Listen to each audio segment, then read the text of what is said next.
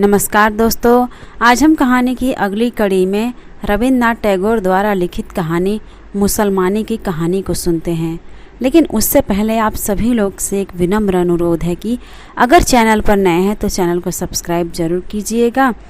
कहानी अच्छी लगे तो लाइक शेयर कमेंट ज़रूर कीजिएगा। तो चलिए शुरू करते हैं कहानी मुसलमानी की कहानी।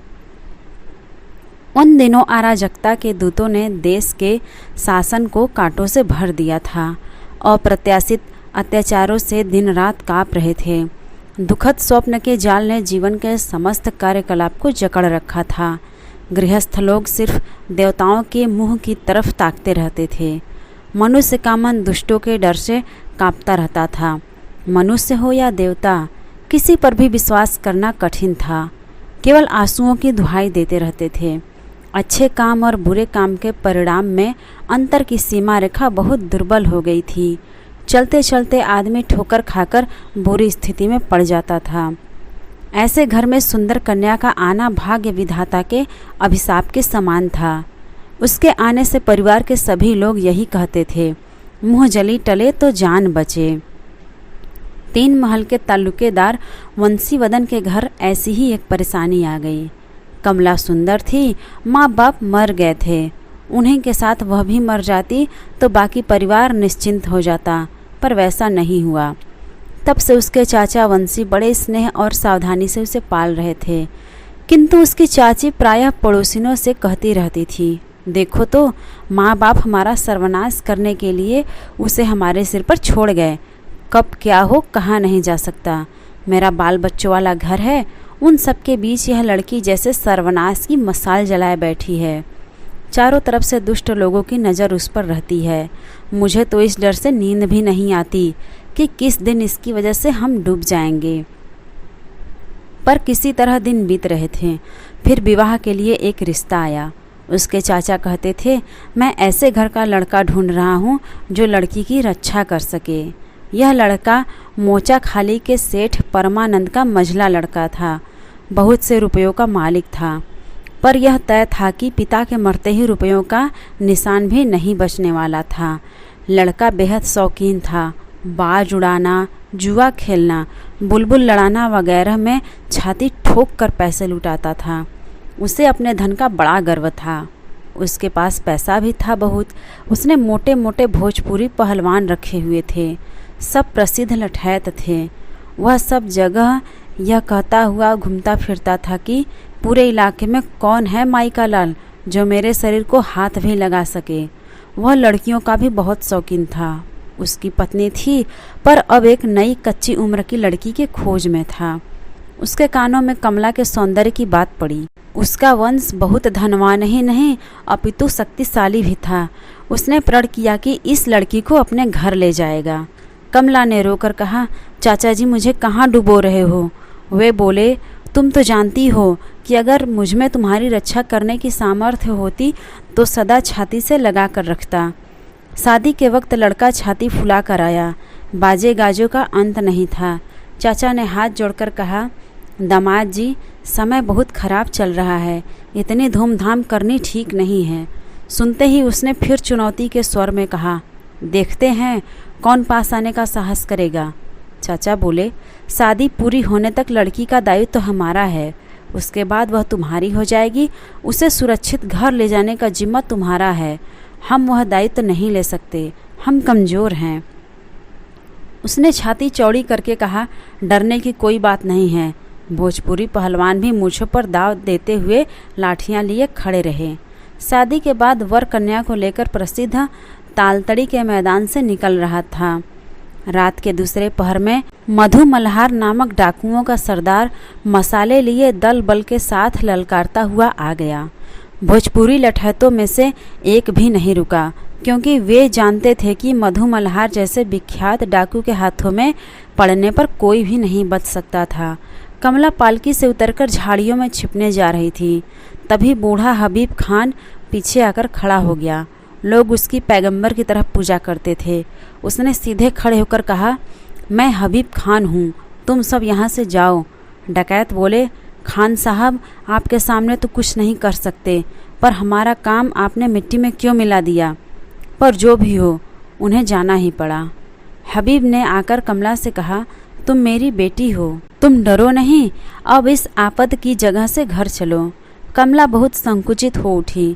हबीब ने कहा, समझ गया, तुम हिंदू ब्राह्मण की लड़की हो, मुसलमान के घर जाने में झिझक रही हो, पर एक बात याद रखना, सच्चा मुसलमान धर्मनिष्ठ हिंदू ब्राह्मण का भी सम्मान करता है। मेरे घर में तुम हिंदू घर की लड़की की तरह ही रहोगी। मेरा नाम हबीब खान है, मेरा घर पास ही है, तुम चलो, मैं तुम्हें ठीक से रखूँगा। पर कमला संकोच के कारण किसी तरह जाना नहीं चाहती थी। यह देखकर हबीब ने कहा, देखो, मेरे जीते जी इस गांव में कोई तुम्हारा धर्म भ्रष्ट नहीं कर सकता, तुम मेरे साथ चलो, डरो नहीं। हबीब खान कमला को अपने घर ले गया। आश्चर्य की बात यह थी, उस 8 मंजिले मुसलमान के घर की 1 मंजिल पर शिव मंदिर था और हिंदू स्त्री के रहने की पूरी व्यवस्था भी थी। एक वृद्ध ब्राह्मण आया और बोला, माँ, यह घर हिंदू जैसा ही समझो, यहाँ तुम्हारी जाति सुरक्षित रहेगी। कमला रोकर कहने लगी, कृपा करके चाचा जी को खबर भिजवा दें, वे आकर मुझे ले जाएंगे। हबीब बोला, माँ गलती कर रही हो, तुम्हारे घर से कोई तुम्हें वापस नहीं ले जाएगा, वे तुम्हें बीच सड़क पर छोड़ देंगे, चाहो तो एक बार परीक्षा ले सकती हो। हबीब खान कमला को उसके चाचा के घर दरवाजे तक ले जाकर बोला, मैं बाहर तुम्हारी प्रतीक्षा करूँगा। घर में अंदर जाकर कमला चाचा से लिपट गई और बोली, चाचा जी, मुझे कभी मत छोड़ना। चाचा की दोनों आँखों से आंसू बहने लगे। तभी चाची ने आकर देखा और बोलने लगी, दूर कर दो इस कुलच्छनी को, दूर कर दो, सर्वनाशिनी, दूसरी जाति के घर में रहकर लौटने में शर्म नहीं आई इसको। चाचा बोले, बेटी, कोई उपाय नहीं है, समाज में तुम्हें कोई लौटने नहीं देगा, बल्कि हमारी भी जाति जाएगी। कुछ देर कमला सिर झुकाए खड़ी रही, फिर धीमे कदमों से दरवाजे से निकलकर हबीब के साथ लौट गई। उसके चाचा के घर के द्वार उसके लिए सदा के लिए बंद हो गए थे। हबीब खान के घर पर उसके लिए धर्म पालन की सुविधा व्यवस्थित की गई। हबीब खान ने कहा, तुम्हारे घर मेरे घर से कोई नहीं आएगा। इस बूढ़े ब्राह्मण के साथ तुम अपनी पूजा, सेवा, आचार विचार का पालन कर सकोगी। इस घर का एक पुराना इतिहास था। इसे लोग राजपूतनी का महल कहते थे। बहुत पहले एक नवाब राजपूत कन्या को उठा लाए थे, पर उसकी जाति बचाने के लिए उसे अलग रखा था। वह शिव पूजा करती थी, बीच बीच में तीर्थ यात्रा के लिए भी जाती थी। उन दिनों उच्च वंश के मुसलमान धर्मनिष्ठ हिंदुओं की बहुत इज्जत करते थे। वह राजपूतनी इस महल की दूसरी हिंदू बेगमों को आश्रय देती थी, उनका धर्म भी सुरक्षित रखती थी। सुना जाता है कि यह हबीब खान उसी राजपूतनी का बेटा है। उसने माँ का धर्म तो ग्रहण नहीं किया था, पर मन में माँ की पूजा करता था। वह माँ तो अब नहीं रही, किंतु उनकी स्मृति की रक्षा के लिए उसने समाज से ठुकराई गई पीड़ित हिंदू लड़कियों को विशेष रूप से आश्रय देने का प्रण उठाया हुआ है। कमला को उससे वह जो मिला अपने घर में भी नहीं मिला था। वहाँ चाची हर समय उसे कुलच्छणी, सर्वनाशी, अभागिनी आदि कहती थी। वह कहती थी कि उसके मरने पर ही वंश का उद्धार होगा। कभी कभी उसके चाचा उसे छिपा चुरा कर कुछ कपड़े वगैरह दे भी देते थे, तो वह उन्हें चाची के डर से छिपाती रहती थी। राजपूतनी के महल में आकर उसे रानी का पद मिला। यहाँ उसकी इज्जत का कोई अंत नहीं था। उसके चारों तरफ हिंदू दास दासी मौजूद रहते थे। धीरे धीरे वह बालिका से युवती हुई। घर के एक लड़के ने छिपकर उसके यहाँ आना शुरू कर दिया। मन ही मन वह उससे बंध गई। तब उसने हबीब खान से कहा, बाबा, मेरा कोई धर्म नहीं है, मेरा प्रेम ही मेरा धर्म है। जिस धर्म ने मुझे सदा जीवन के प्रेम से वंचित रखा, मुझे अवज्ञा से फेंक दिया, उस धर्म में मुझे कभी भगवान को खुशी नहीं दिखी। वहाँ के देवताओं ने मुझे रोज़ अपमानित किया। मैं आज भी यह भूल नहीं पाती हूँ। बाबा, मुझे तुम्हारे घर पहले पहल प्यार मिला। मैंने जाना कि मुझ हतभागिनी लड़की के जीवन का भी कोई मूल्य है। जिस देवता ने मुझे आश्रय दिया, मैं प्रेम के पूरे सम्मान के साथ उन्हीं की पूजा करती हूँ। वही मेरे देवता हैं। वे न हिंदू हैं न मुसलमान। मैंने तुम्हारे मंझले बेटे को मन ही मन ग्रहण किया है। मेरा धर्म कर्म उसी के साथ बंध गया है। तुम मुझे मुसलमान बना लो, मुझे इसमें कोई आपत्ति नहीं है। मेरे 2 धर्म हो जाएंगे। उनकी जीवन यात्रा बढ़ती गई। अपने पहले परिवार वालों से उसके मिलने जुलने की कोई संभावना नहीं थी। इधर हबीब खान ने यह भुलाने की चेष्टा की कमला उनके परिवार की कोई नहीं है और उसका नाम मेहरजान रखा। इधर उसके चाचा की दूसरी बेटी के विवाह का समय आया। सारे प्रबंध पहले की तरह ही हुए। फिर वही परेशानी सामने आई। डकैतों ने पहले की तरह बारात पर हमला बोला। एक बार उनका शिकार छीन चुका था, उन्हें उसका दुख था। वह इस बार भी बदला लेना चाहते थे, किंतु फिर पीछे से एक बार हुंकार आई, खबरदार। लो, हबीब खान के चेलों ने आकर फिर सब गड़बड़ कर दिया।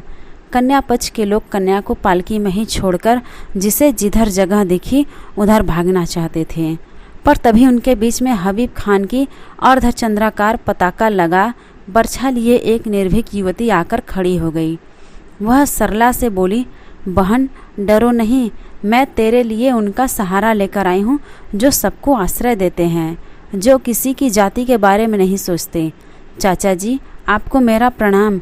डरना नहीं, मैं आपके पैरों का स्पर्श नहीं करूँगी।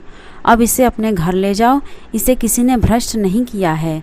चाची से कहना, बहुत दिन तक उनकी अनिच्छा के बावजूद उनका अन्न वस्त्र लेकर बड़ी हुई हूँ। मैंने कभी नहीं सोचा था कि वह ऋण आज इस तरह उतारूंगी। उनके लिए एक रंगीन चादर और यह कम ख्वाब का आसन लाई हूँ, उन्हें दे दीजिएगा। मेरी बहन, अगर कभी दुख आए तो याद रखना, तेरी रक्षा के लिए तेरी एक मुसलमान दीदी है। तो आज की ये रविंद्रनाथ टैगोर द्वारा लिखित कहानी मुसलमानी की कहानी आपको कैसी लगी कमेंट्स करके ज़रूर बताइएगा। और अगर चैनल पर नए हैं तो चैनल को सब्सक्राइब ज़रूर कीजिएगा और अपने दोस्तों को भी शेयर कीजिएगा।